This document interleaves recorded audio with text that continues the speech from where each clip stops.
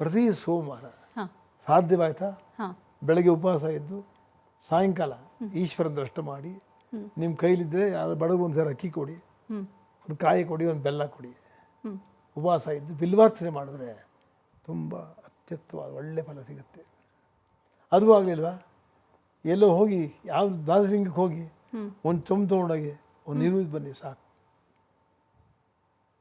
ಜಲಪ್ರೀತಿಂ ಶಿವ ಅಂತ ಹೇಳಿಬಿಟ್ಟಿದ್ದಾರೆ. ನೀರಿನ ತೃಪ್ತಿ ಆಗ್ತಕ್ಕಂಥವನು ಶಿವ ಒಬ್ಬನೇ. ಅಷ್ಟೊಂದು ಹೇಳಿದ್ದಾರೆ. ಅಲ್ಲೂ ಬೇಡವಾ, ನಿಮ್ಮನ್ನು ನಾವು ಶಿವಲಿಂಗ ತೊಗೊಂಬನ್ನಿ, ನೀರು ಹಾಕಿ ಹೇಳಿ, ನೀವು ಕೇಳಿದ್ದನ್ನು ಕೊಡ್ತಾನೆ. ನಿಮ್ಮಲ್ಲಿ ದೇವರ ಭಕ್ತಿ ಪ್ರಧಾನ. ದೇವ್ರಿಗೆ ಆಸೆ ಇಸೋರು ಲಂಚ ತೋರಿಸ್ಬೇಕಾಗಿಲ್ಲ. ಆದರೆ ಮೀಮಾಂಸಲ್ಲಿ ಬರೀತಾರೆ, ಯಾವ್ಯಾವ ದೇವ್ರಿಗೆ ಏನು ಕೊಡಬೇಕು ಅಂತ ಬರೀತಾರೆ. ಅದು ಬೇರೆ, ನಮ್ಮ ಇಷ್ಟಾರ್ಥಗಳು ಅದು ಮಾಡೋಣ.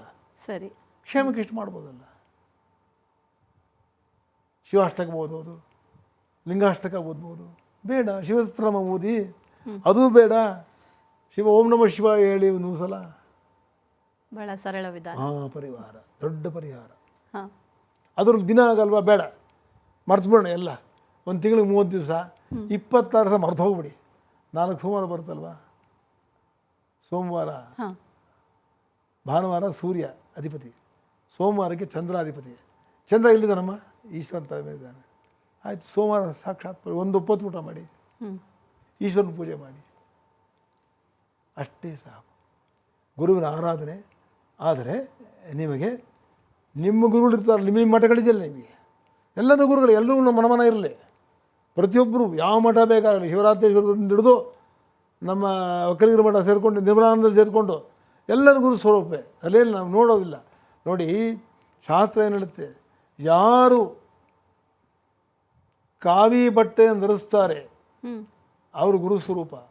ಗುರು ಜಾತಿ ಇಲ್ಲ, ನಿಜ. ಜಾತಿ ಮತ ಏನು ಸ್ವಾರ್ಥ ಏನೂ ಇಲ್ಲ, ನಿಸ್ವಾರ್ಥವರು. ಅಲ್ಲಿ ಏನು ಆ ಕಾವ್ಯ ಹಾಕೊಂಡ್ರದು, ಎಲ್ಲವನ್ನು ತ್ಯಾಗ ಮಾಡಿದ್ದೇನೆ ಅಂತ. ತ್ಯಾಗ ಬುದ್ಧಿ ಇದ್ದರೆ ಸನ್ಯಾಸ ಆಗೋದು. ತ್ಯಾಗವೇ ಇಲ್ಲ, ನಂಗೆ ತ್ಯಾಗ ಇಲ್ಲ, ನಂಗೆ ಹೆಂಡತಿ ಬೇಕು, ಮಕ್ಕಳು ಬೇಕು, ನನ್ನ ಮಕ್ಕಳು ಡಾಕ್ಟ್ರ್ ಆಗಬೇಕು, ಇಲ್ಲ ಆಸೆ ಇದೆ. ಆದರೆ ಸನ್ಯಾಸಿಗಳಿಗೇನು ಆಸೆ ಇರುತ್ತಮ್ಮ ಪಾಪ. ಯಾವ ಪಾಠ ಬೇಕಾರಾಗಲಿ, ನಿರ್ಮಾಣರಾಗಲಿ, ನಾಳೆ ಶಿವರಾತ್ರಿಗಳಾಗಲಿ, ಯಾರು ಬೇಕಾರಾಗಲಿ, ಅವ್ರಿಗೇನು ಆಸೆ ಇರುತ್ತೆ. ಆಯಿತು, ನಿಮ್ಮ ಗುರುಗಳ ಸೇವೆನ. ಈ ಗುರು ಒಳ್ಳೆ ಮನೆಗೆ ಬಂದಾಗ ನೋಡಿ, ರಾಮಾಯಣದಲ್ಲಿ ಮಾತು ಹೇಳ್ತಾನೆ, ನಾರದರು ಸ್ವರ್ಗ ಮಾರ್ಗದಿಂದ ಬಂದು ಭೂಲೋಕಕ್ಕೆ ಬರ್ತಾರೆ, ರಾಮನ ಕಾಣಬೇಕು ಅಂತ ಬರ್ತಾರೆ. ಆಗ ರಾಮದೇವರು ಮಹಾರಾಜನಾದರೂ ಕೂಡ ಐದೇ ಮಹಾರಾಜ ಅವನು.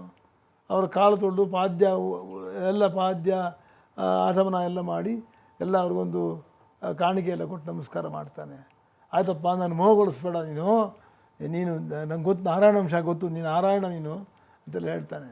ಅದು ಹೇಳ್ತಾನೆ, ನಾನು ನನ್ನ ದೈವತ್ತನ್ನು ಮರೆತುಬಿಟ್ಟಿದ್ದೇನೆ, ರಾಕ್ಷಸ ಸಂಹಾರಕ್ಕೋಸ್ಕರ ಭೂಲೋಕಕ್ಕೆ ಬಂದಿದ್ದೀನಿ.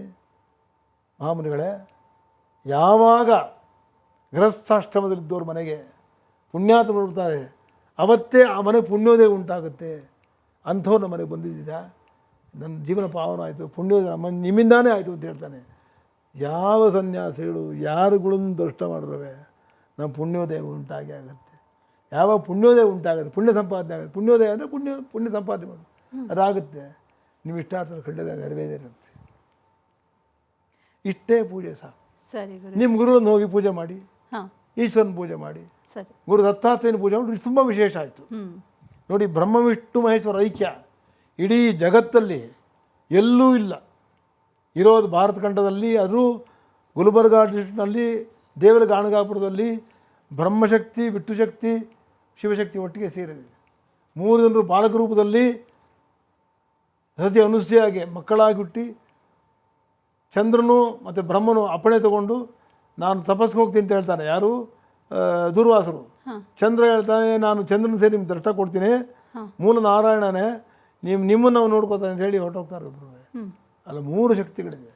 ಅಂಥ ದೇವಸ್ಥಾನ ಜಗತ್ತಲ್ಲೇ ಎಲ್ಲೂ ಇಲ್ಲಮ್ಮ. ಅವ್ರು ಸ್ಮರಣ ಮಾಡಿ ಅಲ್ಲಿ ಹೋಗಿ ಬಂದರೆ ಸಾಕು. ಊರು ಗಲೀಜು, ಊರ್ಲೇನು ಸವಲತ್ತಿಲ್ಲ. ಯಾರು ಎಷ್ಟು ಜನ ದೊಡ್ಡ ಜನ ಮಂತ್ರಿಗಳು ಬಂದರೂ ಆ ಊರ ಮೇಲೆ ಯಾರಿಗೂ ಪ್ರೇಮ ಬರಲಿಲ್ಲ. ಅದೇ ಮಹಾರಾಷ್ಟ್ರಕ್ಕೆ ಬಿಟ್ಕೊಟ್ಟಿದ್ರೆ ಎಂದೋ ಮಾಡಿಬಿಡು, ಏನೋ ಮಾಡಿಬಿಡು. ಇವತ್ತು ಇದಿದೆ ನೋಡಿ, ಯಾವುದು ಸಾಯಿಬಾಬಂದು, ಯಾವುದು ಶಿರಡಿ ಶಿರಡಿ ಹಾಂ ಶಿರಡಿನ ಮೀರಿ ಸಾಗೋಗ್ಬಿಡೋದು ಯಾರೋ ಮಾಡಿಬಿಡೋರು. ಆದರೆ ನಮ್ಮಲ್ಲಿ ಇದಿಲ್ಲ, ಹೇಳ್ದಲ್ಲ, ಹೌದು. ನೀರಿಗೆ ಒದ್ದಾಡ್ತಾರೆ. ನಾನು ನೋಡಿದ್ದೀನಮ್ಮ, ಚಷಕ ಒಂದು ಕೊಡ ನೀರಿಗೆ 100 ರೂಪಾಯಿ ಕೊಡ್ತಾರೆ ಬೇಸಿಗೆಯಲ್ಲಿ. ಭೀಮಾ ಹರಿದು ಹೋಗ್ತಾ ಇದೆ, ಪ್ರವಾಹ ಬಂದಿದೆ, ನೀರು ತಡೆಗಟ್ಟಿ ನೀರು ಉಳಿಸ್ಕೊಡ್ಬೋದು, ಪ್ರಯತ್ನ ಕೈ ಹಾಕಲ್ಲ. ನಮ್ಮ ದೌರ್ಭಾಗ್ಯ ಅಷ್ಟೇ, ಇನ್ನೊಬ್ಬರೊಂದು ಉಪಯೋಗ ಇಲ್ಲ. ನಮ್ಮ ದೌರ್ಭಾಗ್ಯ ಅಷ್ಟೇ, ನಾವು ಕೇಳ್ಕೊಂಬಂದಿಲ್ಲ.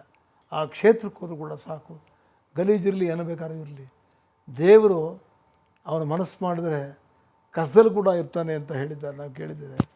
ಅದರಿಂದ ಅಂಥ ಕ್ಷೇತ್ರ ಗಾಣಗಾಪುರ. ಎಲ್ಲ ಬೇಕಾದ್ರೂ ಹೋಗ್ಬೋದು. ನೀವು ಗಾಣಗಾಪುರಕ್ಕೆ ಹೋಗಿ, ನರಸೋಬಾವಾಡಿಗೆ ಹೋಗಿ, ಅಥವಾ ಗಿರ್ನಾರ್ಗೆ ಹೋಗಿ, ಮಾಹುರಕ್ಕೆ ಹೋಗಿ, ಕರವೀರಕ್ಕೆ ಹೋಗಲಿ, ಇಲ್ಲ ನೀವು ಪೀಠಾಪುರಕ್ಕೆ ಹೋಗಿ, ಎಲ್ಲ ದತ್ತಪೀಠಗಳು ಎಲ್ಲೋದ್ರೂ ಖಂಡಿತ ಒಳ್ಳೆಯದಾಗೇ ಆಗುತ್ತೆ.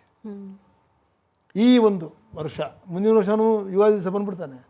ಈ ಕಟಕರ ಮತ್ತು ಮಿಥುನ ರಾಶಿಯಲ್ಲಿರುವಾಗ, ಗುರುವೇ ಸಂವತ್ಸರ ನಾಯಕನಾಗುವಾಗ ಈ ಕ್ಷೇತ್ರವೇ ಅತ್ಯಂತ ಮುಖ್ಯವಾದ್ದು. ಇಷ್ಟಾರ್ಥಗಳು ನೋಡಿ, ಸಂಸಾರಿ ಆದಮೇಲೆ ಏನು ಬೇಡ ಅವನಿಗೆ, ಅವನು ಬೇಕು ಅನ್ನೋದೇ ಜಾಸ್ತಿ.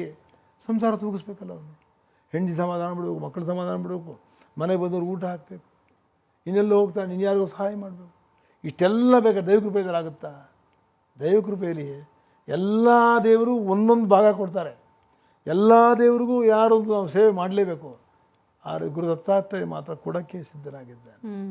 ನಿಮ್ಮ ಭಕ್ತಿ ಒಂದೇ, ಅವರೇನು ತಗೊಳ್ಳೋಲ್ಲ. ದಾತರು, ಗುರು ದತ್ತ ಅಂದರೆ ದಾತರ ಅಂತ, ಅಂದರೆ ಕೊಡೋಕ್ಕೆ ನಿಂತಿದ್ದಾರೆ ಅವರು. ನಿಮ್ಮನ್ನೇನು ಕೇಳೋದೇ ಇಲ್ಲ. ಸನ್ಯಾಸಿಗಳು ಅವ್ರಿಗೇನು ಬೇಕಾಗೇ ಇಲ್ಲ ಅವರಿಗೆ. ಆದ್ದರಿಂದ ಗುರು ದತ್ತಾತ್ರೇಯನ ಗಾಣಗವರು ಪ್ರಾರ್ಥನೆ ಮಾಡೋದು ಸಾಕು, ಒಳ್ಳೆಯದಾಗುತ್ತೆ. ಇದೇ ಗುರುವಂಶ ಅಂತ ಸ್ಪಷ್ಟವಾಗಿ ಯಾರು ಮುಂದೆ ಬೇಕಾದ್ರೆ ಹೇಳಬಲ್ಲೆ ನಾನು. ಸರಿ ಗುರೂಜಿ, ಗುರುವನ್ನ ಒಲಿಸ್ಕೊಳ್ಳೋದು ಹಾಗಾದ್ರೆ ಬಹಳ ಸುಲಭದ ದಾರಿಯಲ್ಲಿ ಅತ್ಯಂತ ಸುಲಭ. ಗುರುವಿನ ಬಡವನು ಕೂಡ ಇಟ್ಟಿರ್ತಾರೆ. ಹಾಂ ಹೌದು ಗುರೂಜಿ. ಅಲ್ಲೋಗಿ ದರ್ಶನ ಮಾಡ್ಕೊಂಬಾರು ಸಾಕು. ಸರಿ ಗುರೂಜಿ. ನೀವು ಒಂದ್ಸತಿ ಕರೆಂಟ್ ನೋಡ್ಕೊಂಬನ್ನಿ ಹೆಂಗಿದೆ ಅಂತ. ನೀವು ಹೋದ ಕೂಡಲೇ ನಿಮ್ಮ ಮನಸ್ಸೇ ಬದಲಾವಣೆ ಆಗಿಬಿಡುತ್ತೆ, ಏನೋ ಪರಿವರ್ತನೆ ಬಂದ್ಬಿಡುತ್ತೆ ನಿಮಗೆ. ಈಗ ನೀವು ಗುರುಚರಿತ್ರೆ ತೆಗಿತಾ ಹೋದರೆ ಗುರುವೇ ಬ್ರಹ್ಮ, ಗುರುವೇ ವಿಷ್ಣು, ಗುರುವೇ ರುದ್ರ. ಹೌದು ನೋಡಿ, ಬ್ರಹ್ಮ ಸೃಷ್ಟಿ ಮಾಡ್ತಾನೆ, ವಿಷ್ಣು ಪಾಲನೆ ಮಾಡ್ತಾನೆ, ನಮಗೇನು ಬೇಕಲ್ಲ ಕೊಡ್ತಾನೆ. ನಾವು ಸರಿಯಾಗಿ ನಡ್ಕೊಳ್ದಿದ್ರೆ ಈಶ್ವರ ಅವನು ಹಚ್ಕೊಳ್ಳೋ ವಿಭೂತಿ ಯಾರನ್ನು ಬೂದಿ ಮಾಡಾಕ್ಬಿಡ್ತಾರೆ. ಅದಕ್ಕೆ ಗುರು ಬ್ರಹ್ಮ, ಗುರು ವಿಷ್ಣು, ಗುರುದೇವ ಮಹೇಶ್ವರ ಅಂತ ಹೇಳ್ಬಿಟ್ಟು 3 ಅವತಾರವು ಗುರುದಲ್ಲೇ ಇದೆ ಅಂತ ತೋರಿಸಿದ್ದಾರೆ.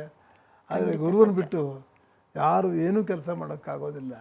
ಅಥವಾ ಗುರುವನ್ನು ಬಿಟ್ಟು ಮಾಡಿದ್ರೆ ಸಾಫಲ್ಯವೂ ನಮಗೆ ಸಿಗಲ್ಲ ಅಂತ ನಿರ್ದಾಕ್ಷಿಣ್ಯವಾಗಿ ಖಂಡಿತವಾಗಿ ಹೇಳಬಲ್ಲೆ ನಾನು. ಅಂಥ ಗುರುಗ್ರಹ 12 ತಿಂಗಳಲ್ಲಿ 12 ವರ್ಷ, ಒಂದೊಂದು ಮನೆ 1 ವರ್ಷ ಬರ್ತಾನೆ. ಈಗಾಗಲೇ ದಕ್ಷಿಣಾಯನ ಅಲ್ಲಿ 2-3 ತಿಂಗಳು ಕಳೆದು ಬಿಟ್ಟಿದೆ. ಮಿಥುನ ರಾಶಿಯಲ್ಲಿದ್ದವನು ಅದು ಬುಧನ ಮನೆ, ಇನ್ನೇನು 4 ದಿವಸಕ್ಕೆ ಕರ್ಕಾಟಕ ರಾಶಿಗೆ ಬಂದೇ ಬಿಡ್ತಾನೆ. ಕರ್ಕಾಟಕ ರಾಶಿಯನ್ನು ತುಂಬ ಉಚ್ಚ ಅವನಿಗೆ. ಗುರು ಅಂದರೆ ಹೇಗಂದರೆ ಮೇಷ್ಟ್ರು ಪಾಠ ಹೇಳ್ತಾರೆ, ನೀವು ಪಾಠ ಹೇಳ್ಕೊರು ಗುರುಗಳೇ, ಪಾಠ ಹೇಳ್ಕೊಡ್ತಾರಲ್ಲ ಅವರು ಗುರುಗಳೇ, ವಿದ್ಯಾಗುರುಗಳವರು. ಗುರು ಸ್ಥಾನಮಾನಗಳಿದೆ ಅಂತ. ವಿದ್ಯಾಗುರುಗಳು ಪಾಠ ಹೇಳ್ತಾರೆ, ಪಾಠ ನಾವು ಕೇಳಿಸ್ಕೊತೀವಿ, ಕಲಿತೀವಿ. ನಾವು ಇನ್ನೂ ಬರಲ್ಲ ಅಂತ ಗೊತ್ತಾರೆ, ಸ್ವಲ್ಪ 1 ಗಂಟೆ ಜಾಸ್ತಿ ಇದೆಲ್ಲ ಮಾಡಿಬಿಟ್ಟು ಹೋಗು ಅಂತ ಹೇಳ್ತಾರೆ, ಮತ್ತೆ ಹೇಳ್ಕೊಡ್ತಾರೆ. ಆಮೇಲೆ ದಂಡಂ ದಿಶೋಗಣಂ ಭವೇತ್, ನೀವು ಓದಿಲ್ಲ ಸರಿಯಾಗಿ, ಎಲ್ಲಿ ಕೈ ತೋರಿಸು. ಅವರು ನಿಮ್ಮನ್ನು ಹೊಡಿಬೇಕು, ಮಕ್ಕಳು ಹೊಡಿಬೇಕು ಅಂತಲ್ಲ, ಪಾಠ ಕಲಿಬೇಕು, ಆ ಭಯ ಇರಬೇಕು, ಪಾಠ ಕಲಿಬೇಕು. ನನ್ನ ಶಾಲೆಗೆ ಬಂದು ಗುರು ನನ್ನ ಕರೆದಿದ್ದಕ್ಕೆ ನಾನೇನಾದ್ರು ವಿದ್ಯಾದಾನ ಮಾಡಬೇಕು ಅಂಥೇಳಿ ಅದೇ ಗುರುವಿನ ಆಸೆ. ಅಲ್ಲಿ ಉಪಾಧ್ಯಾಯರುಗಳು ಗುರು ಹತ್ತೆ. ಆದರೆ ಏನಪ್ಪ ಅಂದರೆ ನಮ್ಮಲ್ಲಿ ಕಾರ್ಯಕರ್ತ ಶೈವ ಅನುಮೋದ ಪ್ರೇರಕ ಅಂಥೇಳಿ ನಾವು ಡಾಕ್ಟ್ರು ಒಬ್ಬರು ಜೀವ ಉಳಿಸ್ತಾರೆ, ನೆನೆಸ್ಕೋತೀವ? ಇಲ್ಲ. 6 ನಿಮಿಷ ತುಂಬ ಡಾಕ್ಟ್ರು ನಾವು ಮತ್ತೆ ನೋಡ್ತೀವ? ನೋಡಲ್ಲ. ಆಯಿತು, ವಿದ್ಯೆ ಹೇಳ್ಕೊಟ್ಟಿವಿ ನಮ್ಮ ಗುರುಗಳು, 8 ಜನ ನಾವು ನೋಡೋಕೆ ಎಷ್ಟು ನೋಡ್ಕೊಂಬರ್ತೀವಿ? ನೋಡಲ್ಲ. ಆದರೆ ಏನು,